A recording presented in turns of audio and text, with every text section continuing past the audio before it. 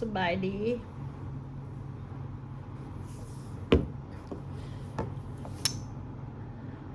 นอนบ่หลับมื้อนี้หั่นน่ะ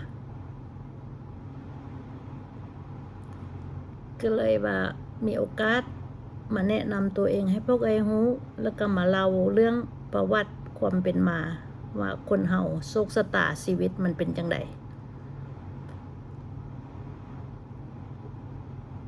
ระหว่างอายุตอนที่เป็นนี่คือมันสิแม่นสาว25 26บ่เกินเราเรื่องเศร้าความเก่าวิดีโอแล้วเนาะ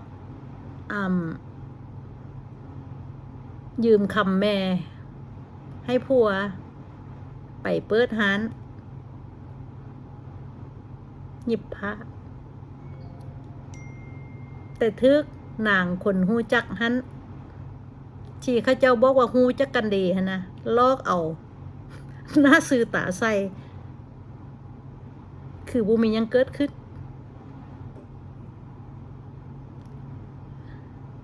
ภาษาไทยก็ต่อแหลได้โลเนาะความด้านนี่ก็บ่ฮู้ด้านขนาดใดละเอาของคนหั่นนะ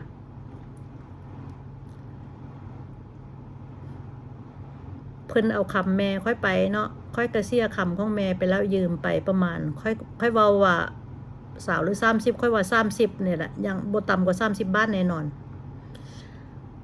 เอายืนให้กับมือบัดแล้วหนังสือตัวนึงก็บ่เซ็นเข้าพาลูกน้องมาคนเอาจักหยิบพาไปตัวหน้าตัวตาลูกน้องคนไทยเอาไปบัดแล้วละเพิ่นสลบไอ้โน่นี่สลบค่อยก็บ่เบิ่งแล้วสมน้ำหน้าบ่ฟังเด้ หนังสือตัวเดียวก็บ่เซ็นให้ค่อยบ่แม่นค่อยบ่เว้าค่อยก็เว้าก่อนละก่อนที่เอาไปให้เข้านะเซ็นหนังสือให้ค่อยเด้บ่เจ้าเป็นเมียอ้ายเป็นผู้ชายอ้ายจัดการทุกอย่างเจ้าบ่ต้องฮู้หยังใส่คำภาษาดีๆก็ว่าอย่าเสือก อย่าเสือกค่อยเป็นพวกค่อยสิจัดการเจ้าเป็นเมียนางโง่ๆอยู่ข้างล่างค่อยเป็นผู้ชายค่อยสลาดกว่าตอนนั้นอายุ25มีลูก2คนเขาบอกไปตายก็ไปตายแหละเสือพัวเนาะเฮาแต่งดองแล้วเฮาก็อยากเป็นเมียที่ดีอยากอยู่ในโอวาทอยากให้เขาหักบ่อยากให้เขาปะแม่นความค่อยบอกพวกหรือเป็นตะตูผู้เดียว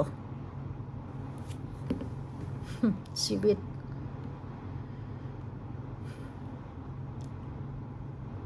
พวกอย่าถือสาค่อยเด้อเวลาค่อยเว้าหั่นนะค่อยอินที่จริงค่อยบ่มีหยังค่อยแค่ยักระบายความในใจค่อยมันอันตันใจมา50 กว่าปีข้อระบายเนี่ยพวกบัดเหือพวกมือใดพวกเจ้ามีเรื่องยักระบายพวกเจ้าก็ลองเฮ็ดวิดีโอระบายคือค่อยลองเบิ่งเด้อบ่แม่นให้มันตายไปกับเฮาจังใดมันเกิดขึ้นตั้งอยู่ดับไปบ่ถึง100 ปีข้อเอาสิ่งบ่ดีมันมีทั้งดีกับบ่ดีข้อเอาออกมาก่อนให้เป็นธรรมทานเพราะว่าบ่แม่นแต่เฮาคนเดียวทุกคนมีทุกข์หมดทุกคนโอเคสรุปง่ายๆคือว่าเราสรุปค่อยกับบซอยมันนี่เจ๊งมันเนี่ยเจ๊งแล้วก็ไปอยู่เมืองลิ้น ค่อยเป็นคนลิ้นรั่วพวกกันอยู่ฝรั่งล่ะฮู้เนาะเมืองลิ้นเมืองรูแบตุกวังลิ้นเลยกลับคืนไป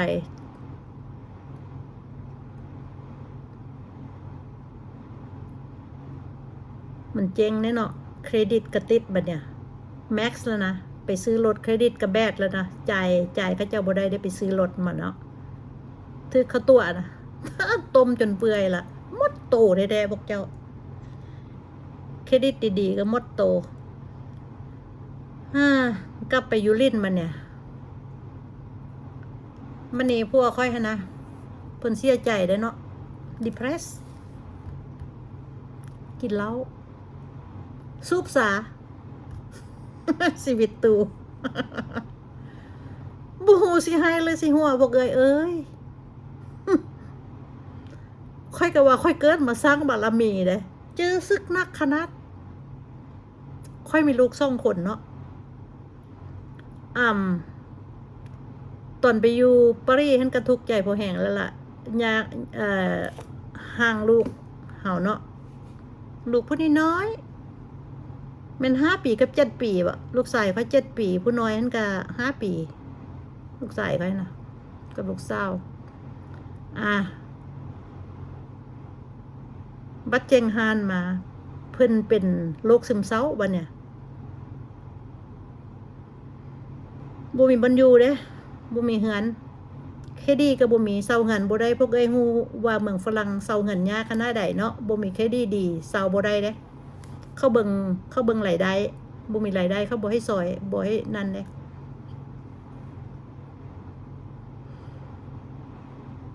เจงฮานมาแทนที่เพิ่นสิดีขึ้นโอ้โหไปกินเหล้านักกว่าเก่าสูบสาอีก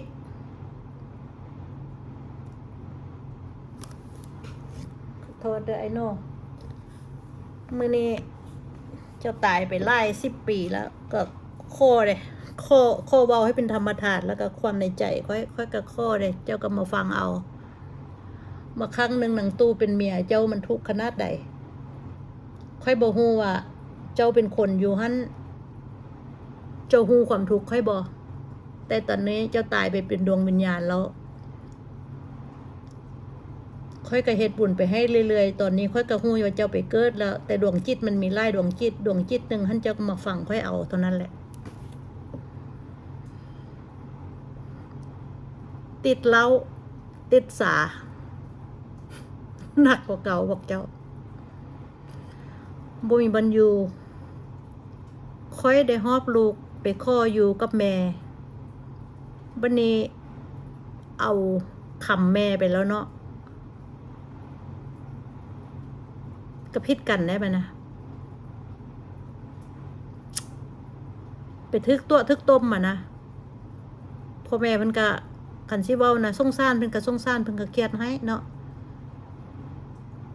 บัดนี้พ่อกับแม่ค่อยกับน้องสาวก็เลยพากันย้ายไปเปิดร้านอยู่เมืองโรแบบัดเนี่ย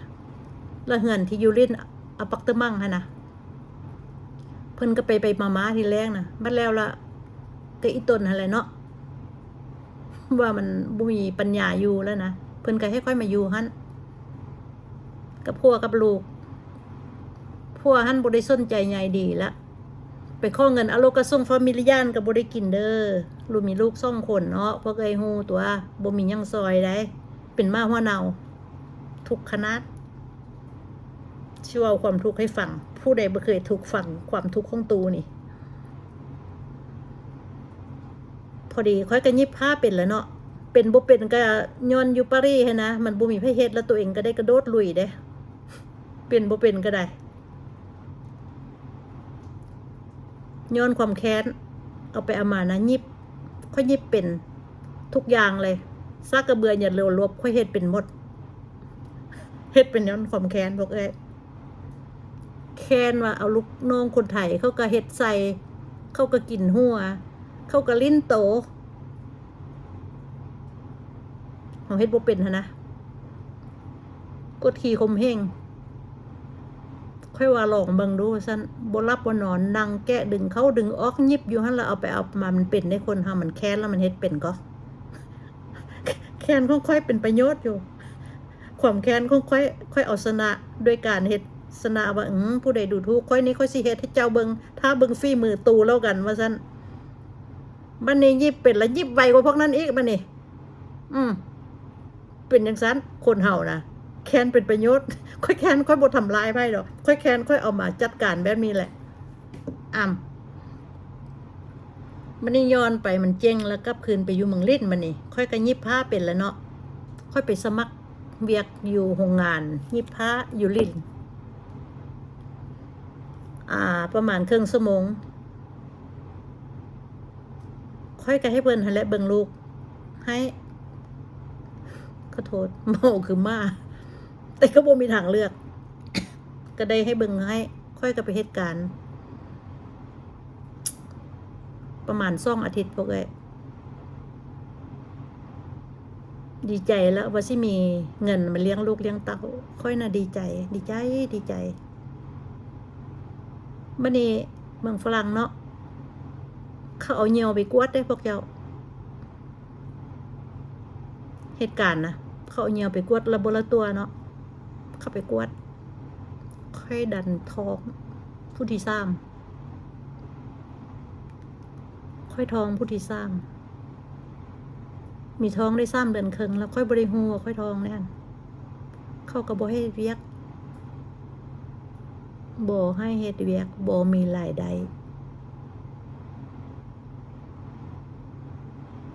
I know ติดเหล้าสูบกัญชาเงินซื้อเหล้ามาจักใส่วัติเอาบ่ต้องห่วงดอกหมู่ขี้เหล้าหันมีอยู่ข้างบ้านอยู่อพาร์ตเมนต์เขาเป็นคนโสดอีกจื้อซื้อเราได้เราซื้อมันซื้อไอซิดคนอีสานเราเป็นคนอีสานไปอยู่ฝรั่งบ่ฮู้ว่าคน101หรือยโสธรจื้อบ่ได้เราก็ไปอยู่ฝรั่งหั่นคนโสดบ่มีเมียบ่มีลูกอันนี้ก็ไปรวมซุ่มหัวอยู่นำเราหั่นเรื่อยๆมีเหล้ากินเด้มีสาให้สูบเด้คักเมียนี่ยาหัวมันแล้วบัดเนี่ยค่อยก็เริ่มทองเห็นยังบ่ได้รู้สึกว่าเราสิมาเริ่มดีขึ้นหาเวียกได้ก็แม่นไอซิดละซอยให้เราเฮ็ดเวียกอยู่โรงงานเท็กซ์ติลโรงงานเฮ็ดได้เขาเอิ้นเท็กซ์ติลเนาะโรงงานก็ได้นะไหมเย็บผ้าเนาะภาษาลาวก็เอิ้นได้เนาะฮะนั่นล่ะเราไปเฮ็ดเราได้เวียกวันนี้ข้อเงินอโลกก็ส่งกินก็บ่ได้เนาะถูกได้ก็บ่มีหยังกินอยู่แล้วนะอันพ่อแม่เครียดให้เนาะแต่น้องเศร้าค่อยนะหนังฟ้าค่อยนะมันใจดีอยู่ได้ซึ่งบ่เว้ากันก็ได้อาทิตย์นึงมันก็มาจอบดองมองเบิ่งน้องเศร้านะน้องล้าค่อยจนทุกมื้อนี้ค่อยก็บ่ลืมบุญคุณเนี่ยค่อยก็ฮักมันขนาดได้น้องเศร้าอายุต่างกัน2 ปีมันก็ซื้อไก่มาใส่ตู้เย็นยัดไว้ให้ซื้อน้ำนมมาทิ้มไปให้ถึงบ่เว้ากันก็ได้บ่เว้ากันยังก็ย้อนความบ่ดีของตัวเองนี่แหละไปว่าพ่อว่าแม่เนาะไปเที่ยงพ่อเที่ยงแม่บ่อยากเว้าบาปากบ่ดีขนาดใดเป็นบาปเป็นกรรมค่อยก็ได้เฮ็ดผิดกับพ่อแม่บาปกรรมหลายก็ได้ค่อยก็ได้แต่น้องก็สงสารเขาซื้อไก่ซื้อน้ำนมซื้อของกินมาทิ้มไว้ให้ก็พอได้กินเขาเนาะมันแพงเด้เข้าเมืองฝรั่งก็ได้พวกเจ้าก็ฮู้ตัวกระสอบนึงตั้งเท่าใดก็บางทีมันก็ซื้อเข้ามาไว้ให้นะเป็นกิโลเป็นกล่องนะเข้าของฝรั่งเป็นเม็ดใหญ่ๆเข้ามันอ้วนๆก็นั่นล่ะซื้อมาทิ้มไว้ให้เป็นกล่องค่อยก็ไปขอเงินอโลกะส่งฟามิลิยานก็บ่ได้เพราะว่าลูก2 คนขอมันยังเขาก็บ่ซอยตอนนั้นท้องค่อยก็ประมาณ7 เดือนแล้วได้บอกเจ้าค่อยได้ย่างขึ้นรถบัสค่อยก็บ่ได้มีเงินจ้างเนาะย่างไปเอาลูกกระส่งฟามิลิยานก็เป็นชั่วโมงได้เอาลูกไปเข้าโรงเรียนเด็กน้อยอนุบาลนะเขาเอิ้นมาแตกแน่นเนาะเอาส่งเด็กน้อยมาแตกแน่นประมาณ8:30 นตอนเช้าโรงเรียนอนุบาลนะแล้วก็ย่างไปเก็บเอาลูกกระส่งไปแหละบางทีข้าเจ้าอยู่ตามเชิดนะโบสถ์คาทอลิกนะข้าเจ้ามีแจกน้ำนมบ่แจกเครื่องอาหารกระป๋องมันที่มดวลาบนะค่อยก็เอามานะค่อยเอามากินกับลูกกับเต่าค่อยถูกคณะแต่ได้พวกเจ้าบ่มีเงินซอยเรือพวกก็ขี้เหล้าติดสาตัวเองก็ดันท้องอีก7 เดือนครึ่ง ไปเฮ็ดเวียกเข้าก็บ่เอาคักชีวิตให้จนบ่มีน้ำตาให้นะ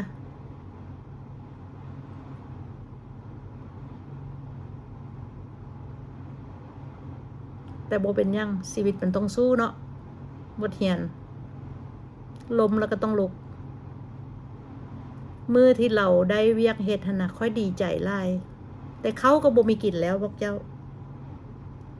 เขากล่องหนึ่งประมาณครึ่งกิโลหรือกิโลหนึ่งเป็นบัคส์เป็นกล่องขนาดนี้เนี่ยนะเป็นกล่องกระดาษนะน้องเศร้าซื้อมาที่ใหม่ๆมันก็หมดละเลือ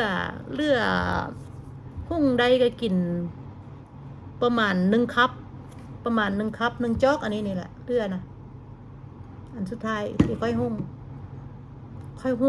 แล้วค่อยก็ให้ไอโน่กับลูกขั้นกินเพราะว่าเราก็สิไปการลูกเล็กน้อยก็กินน้อยๆหนึ่งเนาะเข้ากับ5 ปีก็7 ปีค่อยก็เอาใส่เป็นโตให้ไอโน่ให้ไปการค่อยให้บริกินข้าวได้ส่วนไล่ให้ค่อยเป็นนางเอก ค่อยเป็นนางเอกค่อยกินข้าวกินคำหนึ่งแล้วก็กินน้ำลงไปไล่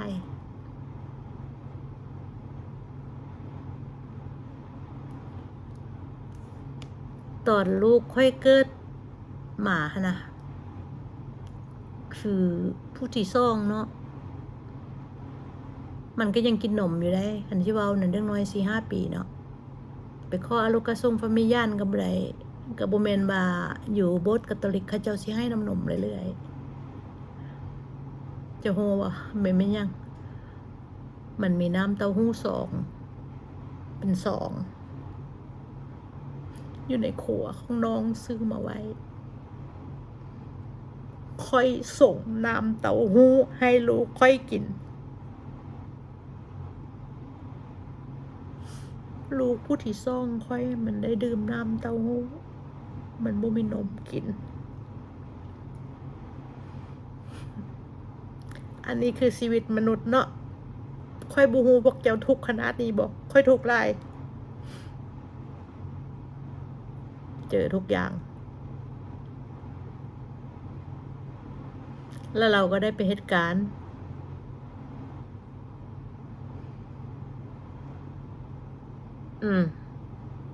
ค่อยลืมเบาตอนค่อยท้องลูกผู้ที่3ฮะนะ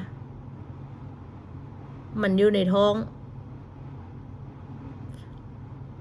ได้3 เดือน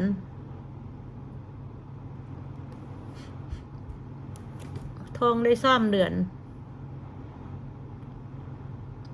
ค่อยคิดเฮ็ดแท้งค่อยสิเอาเขาออกเดี๋ยวค่อยปิดวิดีโอก่อนเราต่อเพราะว่าวิดีโอยาวโพสต์โหลดอัพยากพวกเจ้า